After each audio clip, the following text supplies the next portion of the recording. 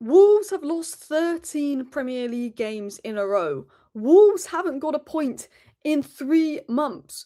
Wolves are the worst side the Premier League has ever seen. They were on 2 points. They meet Manchester United and their points tally goes up by 50%. They are on track to be the worst team in Premier League history by a mile. They've not won a game all season and they honestly could have won today. If it wasn't for Lamont making some good saves, they could have won today. How many excuses are we going to make for this manager?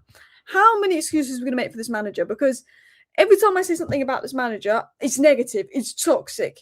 He's got the worst win rate in Manchester United manager history, in modern history, since I've been around.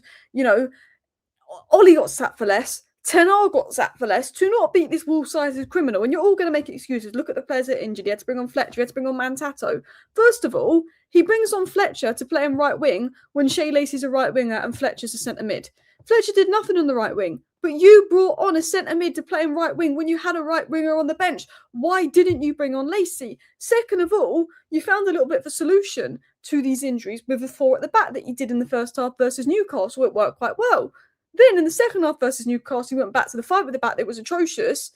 And then I think, well, you know, we found a little bit of a solution. He could go back to the 4 at the back. But no, it's Wolves, and he plays 5 at the back. 5 at the back with 2 DMs, 7 defensive players versus Wolves, and we still can't keep a clean sheet to a side that scored about 3 Premier League goals in the last 2 months as well. Like, you had a solution, but you still were stubborn and went back to your back 5. It's 1-1. Let's bring on Lenny Yoro. You could bring on Shea Lacey. No, let's bring on Lenny Yoro. I like that he brought on Mantato, but we all know that Shea Lacey is a level-headed Mantato, and we all know if you're going to bring on a sub to go on the right wing, you would bring on Shea Lacey and Fletcher. I am fed up of making excuses for this manager. I get it. We're 6th. We've improved from last season. There's progress. So many players are injured.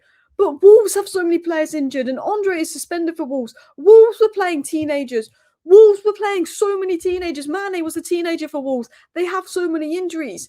Wolves have 2 points all season. They're in a big injury crisis. They're under a new manager. They're away from home and they got a point. So yes, we're depleted, but so are Wolves. You have to look at it that way. And yes, Sesko should have scored. And yes, Cunha was hogging the ball. And yes, we were losing out on some jewels. But the tactical setup by the manager was bad. The players were not good enough, but the tactical setup by the manager was bad. The substitution calls by the manager was bad. He had something in that first half versus Newcastle. He had a spark. And instead of doing what he did in the first half versus Newcastle, he had to go back to a system that he's done for a year, which we know doesn't work. He's not giving up on his system when we know it doesn't work. And it's like, you're saying you need to adapt. You do adapt. We look better. Then you go back to the old stuff.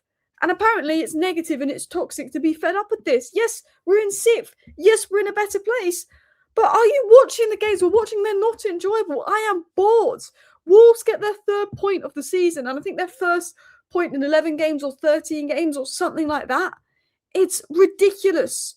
Yes, we maybe could have taken our chances and won the game, but if it wasn't for Le Mans, maybe Wolves could have won the game. Yes, we're only 2-3 points off 4th. Yes, there's progress, but yes, many key players weren't available, but it's just, you have to beat Wolves. If this is Crystal Palace with this side and we draw 1-1 to Crystal Palace, I'm sitting here and I'm saying, look, the injuries we had, la, la, la, la, la. If it's a better team, you know, like a Crystal Palace or a Newcastle and it's 1-1, I'm talking about the injuries we had. We lost to Villa and I was quite positive about Amorim. This isn't, it's your Amorim agenda, your Ruben Amorim agenda. I was positive about Amorim when we drew to Bournemouth, and I was positive about Amorim when we lost to Villa because I thought tactically Amorim didn't get much wrong, and I thought Amorim's subs and game plan was quite good versus Bournemouth and quite good versus Villa, despite us not getting points. We beat Newcastle just about. I don't know how we beat Newcastle, but the game plan was bad. The game plan was bad in the second half versus Newcastle, and the game plan was bad today. We lost to Villa, we were unlucky. We dropped points to Bournemouth, I thought the game plan was good, we were unlucky. But today was a disgrace. You're playing Wolves with 7 defensive players. It's 1-1, you're bringing on defenders off the bench. And you do bring on youngsters, and people will say you had nothing to do, we can only bring on youngsters, but you're bringing on a centre mid and playing them at right wing. Why is Ruben Amorim allergic to playing players in their best position? Bruno's playing deeper than Bruno would normally play when he's on the field. Zirkzee was playing right wing. Dorgu's playing left wing. That one we know he's either a left back or a right wing. I feel like Amorim's also allergic to, he puts Fletcher right wing when he's a centre mid. And I tell you what, to all these Man United fans that think we'd be better about Bruno Fernandes, yes, we beat Newcastle, But today in Newcastle, example of Man United without Bruno Fernandes. Crap. So many fans think we'll be better at Bruno Fernandes, but crap. Because people will say, people are going on Sesko. I actually think Sesko had an alright game. I think he just should have scored one of his chances, but he was involved. He made some good movement. People going on Sesko saying, we would have won if Sesko was better and protecting Amorim. But Wolves had the higher XG. Wolves could have scored more goals today. We could say, we should have taken our chances and the players have let Amorim down for not taking their chances. Wolves should have taken their chances. Le Mans made great saves. For me, the positives was Le Mans and Heaven. The positives were Le Mans and Heaven. Couldn't say much more. Delot, why is Delot always in the box for our best goal scoring opportunities when he can't hit a barn door? Sesko just wasn't falling for him today. Agate was atrocious. Casemiro has been fantastic this season, but Casemiro was absolutely atrocious. There was a point in the 85th minute where he's running with the ball and he can't release the ball. Cunha was hogging the ball. Cunha was winding me up today. I like Cunha. He's a quality player. But he was winding me up today. He was ball hogging. Pass the ball quicker. Release the ball quicker. And people are saying, but we've only lost, 2 of our last 11 games. We're 6th. We're 6th. Guys, standards. I just am fed up of excuses. I'm fed up of excuses. 3 wins in 10. This is the standard. Apparently it's toxic. Apparently it's negative to chat about this manager. I'm not saying sacking Ruben Amorim solves all the problems. The squad is thin. The squad clearly isn't good enough. We're missing a lot of key players, but this is Wolves. If it's Crystal Palace, if it's Fulham and you draw 1-1, well, this squad, it's not so bad, but it's Wolves and we could have lost that game. 3 wins in 10. 3 wins in 10. People will say we're 6th. There's progress. Yes, we're 6th. Yes, there's progress. But why are we accepting such a low standard when Oli got sacked for less, when Ten Hag got sacked for less? I feel like as a fan base, we are accepting crazy low standards. We are accepting crazy low standards as a fan base. I was positive about Amorim versus Wolves. I was positive about Amorim versus Villa because his game plan is right. And I said if Amorim adapts and finds a new solution like we saw glimpses of versus Villa, the first half versus Newcastle and Bournemouth, I will get behind Amorim. But the reason I'm now doing a 360 on Amorim is because he's gone back to what's not worked for a year.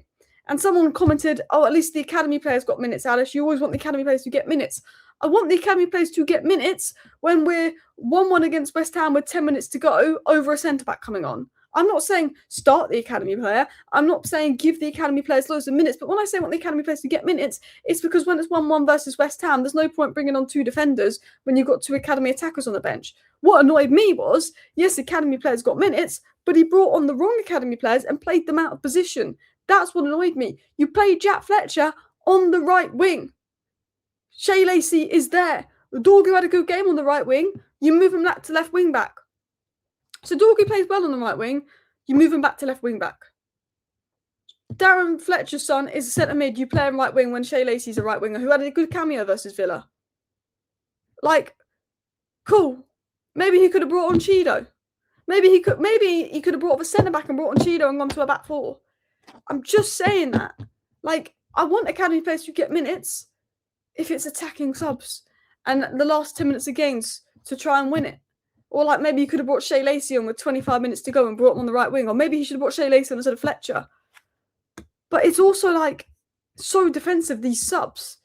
5 defenders against the winless Wolves, brings on the defender when we need a goal, subs off the goal score at half time. I don't think Zirkzee had a good game. I think Zirkzee should have done better with the goal we conceded, but he did get the goal, Zirkzee.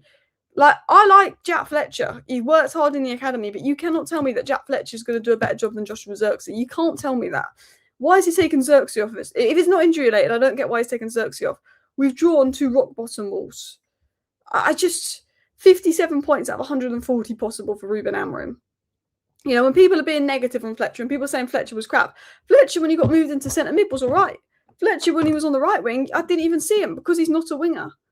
But it's just so frustrating when we need a goal and we bring on a centre-back. When we see something that might be working, when we see a solution, and then he goes back to the old crap that's not worked for a year. When he does finally bring on academy players, but he brings on the wrong academy players and plays them out of position. I just feel like we're making up excuses for Amorim, and I backed him after the Villa game. I said, I know we lost to Villa, but you can't go on an Amorim. I know we dropped points to Bournemouth, but you can't go on an Amorim. But every time Amorim stumbles on a solution, he shoots himself in the foot. I know the team is depleted, but we look so much better against Newcastle. Why didn't you do what we did versus Newcastle? Why did you change it up and be more defensive against Wolves than Newcastle? Why are we playing play not to lose football against Wolves? And he subbed off Zirkzee because he said we were running around trying to get hold of the ball and we were struggling with their midfielders, and sometimes you can attack better with less strikers. He took off Zirkzee to be more defensive. I just don't I don't want to go in on Jack Fletcher because he was playing out of position, but he didn't offer anything more than Zirkzee. Look, all I'm going to say is the Bruno haters better be quiet. The Bruno haters better be quiet, because that is life about Bruno Fernandes. And look, some people are saying, this is on the youngsters today. They're not good enough. What can Amorim do? Well, we didn't play any youngsters in the first half, and we were crap in the first half. So how can you say this is on the youngsters when we were crap in the first half before the youngsters came on? I don't know. Anyway, let me know your thoughts down below. Thank you for watching. Bye.